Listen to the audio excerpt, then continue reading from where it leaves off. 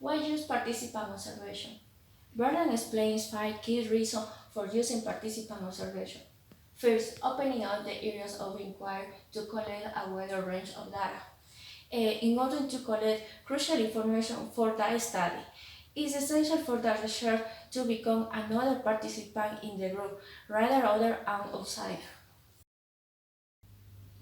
Second, reducing the problem of reactivity. People change their behavior when they know they are being observed. Therefore, the researcher must act normal enough to fit in and become a person they can trust, and don't change their behavior. Okay. Enable research to know what question to ask. Being immersed in a specific social context teaches the researcher what types of questions ask and how to ask them without damaging the study development. Gaining intuitive understanding of the meaning of your data. Conducting a participant observation provides a direct approach about how the study develops, so it becomes easier to interpret with confidence, avoiding misinterpretation. And last one, addressing problems that are simply unavailable to other data collection techniques. Human behavior is difficult to study and not all information is in books. Sometimes the only way to understand social behavior is by experimentation. Hence, participant observation appears as the best tool of experimentation when conducting research. Yeah, there are other benefits for using participant observation. The first one is to establish the topics of inquiry for later. Participant observation is a good option if you don't have enough knowledge about the setting, and if you are not sure what topics can you include in your questions. The second one is to avoid suspect self-report data. Some people cannot report their own behaviors, or just they will not want to do that. For example, criminals, drug consumers, or victims of abuse. One is to identify behaviors that might go unreported or be missed due to the limitations. Sometimes it's very difficult to people to perform unconscious behaviors or routines. Participant observation setting allows these behaviors become in data. The number 4 is to lessen reported biases. Observers who do not have the direct knowledge of social scene or situations could collect data with their opinions instead of reality. The results must be socialized by observers. Thank you. The number 5 is to integrate the observer behavior into its physical context. This talk about what is the interaction between the setting and the behaviors, also if the context is difficult to understand.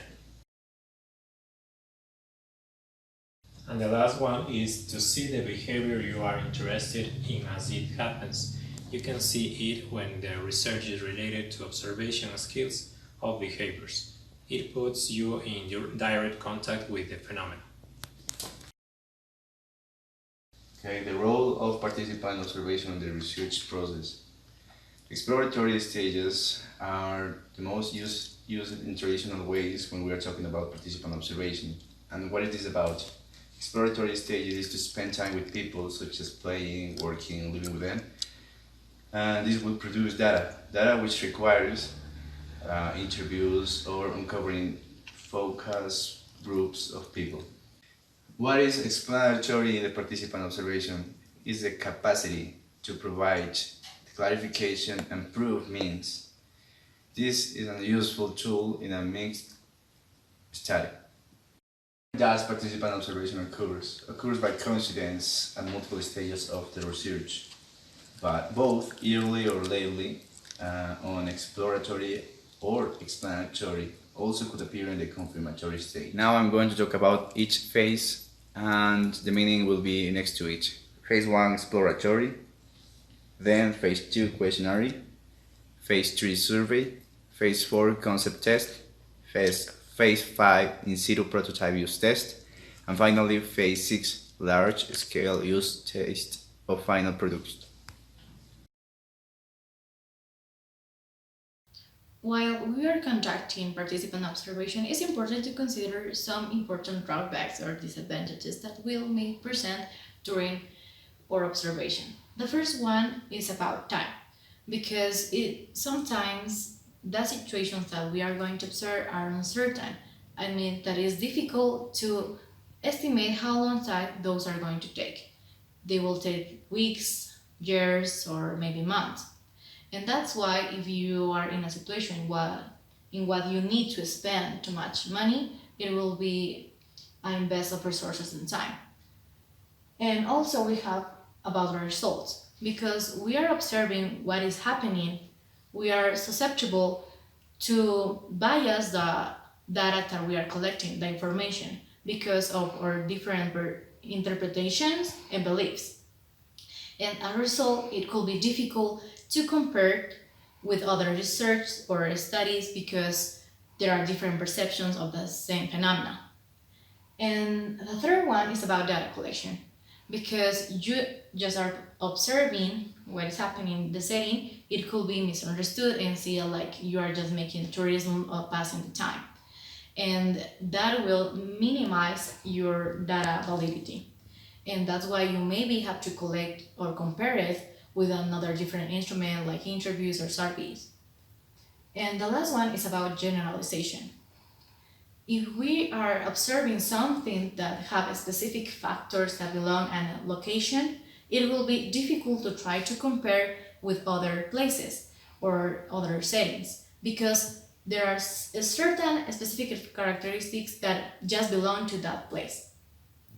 And those are some of the drawbacks that you have to consider while conducting a participant observation.